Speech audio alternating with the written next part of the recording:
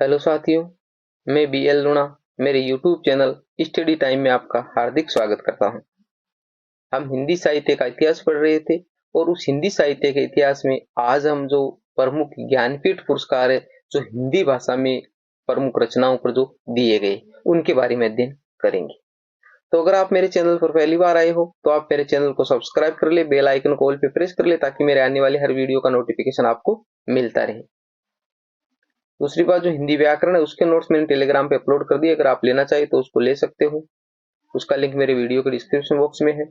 और हिंदी साहित्य का इतिहास है वो भी कंप्लीट ही है, मेरे को थोड़ा टाइम नहीं मिला, अभी थोड़ा व्यस्त हूँ। जैसे ही टाइम मिलेगा उसकी पीडीएफ बना के आपको वो भी मैं उपलब्ध करवा दूंगा। बहुत ही शानदार नोट्स है एग्जाम की दृष्टि से, तो आप वो भी डाउनलोड कर सकते हो।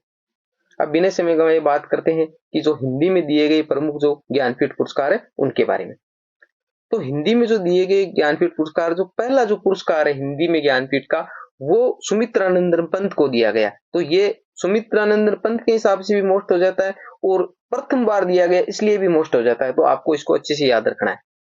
यानी 1968 ईस्वी के अंदर सुमित्रानंदन पंत को दिया गया चिदम्बरा नाम की जो रचना है उस पर। ठीक है, तो प्रथम आपको पूछ ले कि हिंदी में प्रथम ज्ञानपीठ पुरस्कार कब दिया गया, तो 1968 ईस्वी। हिंदी का प्रथम ज्ञानपीठ पुरस्कार किसे दिया गया, सुमित्रानंदन पंत। और हिंदी में प्रथम ज्ञानपीठ पुरस्कार किस रचना पर दिया गया, तो चिदम्बरा पर। ठीक है, तो ये 4-5 प्रश्न यहां से बनते हैं। दूसरा, रामधारी सिंह दिनकर 1972 ईस्वी में दिया गया, जो उर्वशी रचना पर दिया गया। फिर नाम आता अजय, 1978 ईस्वी में दिया गया, कितनी नावों में कितनी बार।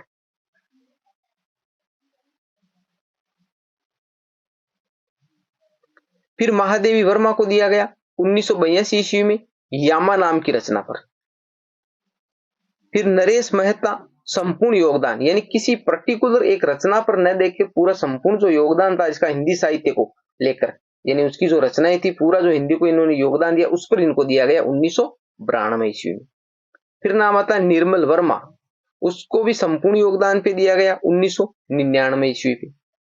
फिर कुंवर नारायण, संपूर्ण योगदान पे दिया गया 2005 में। अमरकांत को दिया गया संपूर्ण योगदान पे 2009 में।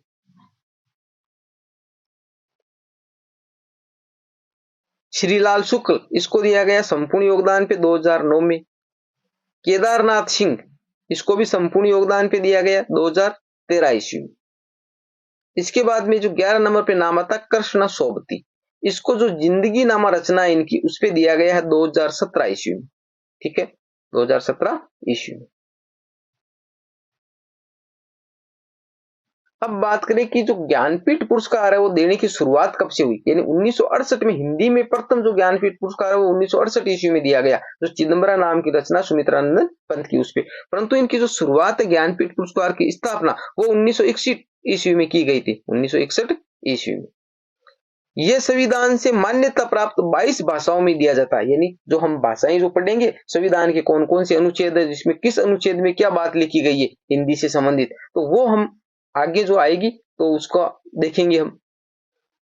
बाकी जो संविधान में 22 भाषाएं हैं, उन 22 भाषाओं को मान्यता दी गई है। उन 22 भाषाओं में जो रचनाएं करते हैं उन रचनाओं पर ये ज्ञानपीठ पुरस्कार दिया जाता है। इसकी स्थापना साहू शांति प्रसाद जैन द्वारा की गई, यानी साहू शांति जैन है उसके द्वारा इनकी स्थापना की गई। यह भारत में सर्वोच्च साहित्यिक पुरस्कार माना जाता है। यानी भारतीय जो ज्ञानपीठ पुरस्कार है, यानी साहित्य के क्षेत्र में सबसे बड़ा पुरस्कार माना जाता है भारतीय। जैसे बड़ा पुरस्कार की बात करें जैसे भारत रत्न है, परंतु साहित्य के क्षेत्र की बात करें, यहाँ पर नाम आया साहित्य, तो साहित्य क्षेत्र में जो भारत के अंदर जो ज्ञानपीठ पुरस्कार है वो सबसे बड़ा पुरस्कार माना जाता है। ठीक है, तो ये छोटी सी क्लास थी जिसके अंदर अभी तक जो ज्ञानपीठ पुरस्कार हिंदी में दिए गए उनके बारे में हमने देखा। उम्मीद करता हूँ ये क्लास आपको अच्छी लगी होगी। अगर अच्छी लगी है तो लाइक, शेयर एंड सब्सक्राइब करें। मिलते हैं अगली वीडियो में, तब तक के लिए जय भीम, जय भारत।